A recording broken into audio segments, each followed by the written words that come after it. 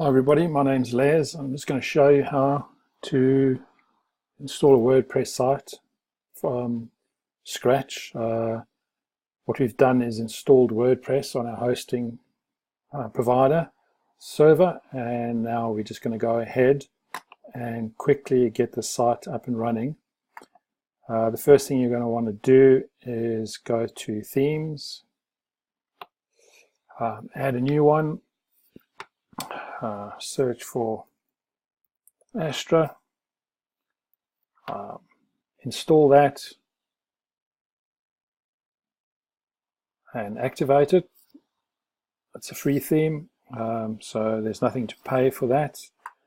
Then we're going to want to go to the plugin section, add a new one,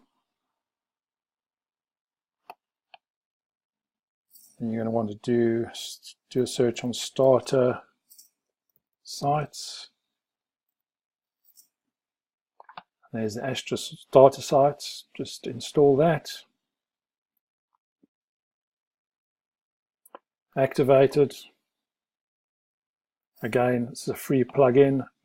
Then you want to just go down here to Astra sites, and you'll see you'll have to choose the page builder that you want to use. For this demonstration purposes, we're going to use Elementor. And you can go down and have a look at the different templates available. What we'll do is we'll choose the coffee shop. Just go in here and say details and preview. If you don't have the necessary plugins installed, you can go ahead and install that. Just click on this button and it will install the required plugins for you and also activate them at the same time. Once that's done, you can just go ahead, click import the site, and just agree to this, and it should go ahead and import. I'm not too sure how long it takes. Could take a while, so I'll just pause the video here and come back when it's done. Okay, so that's site's important now. It took about three minutes or so. It's done, so you can go click on done, view the site, and there you have a fully fledged website up and running.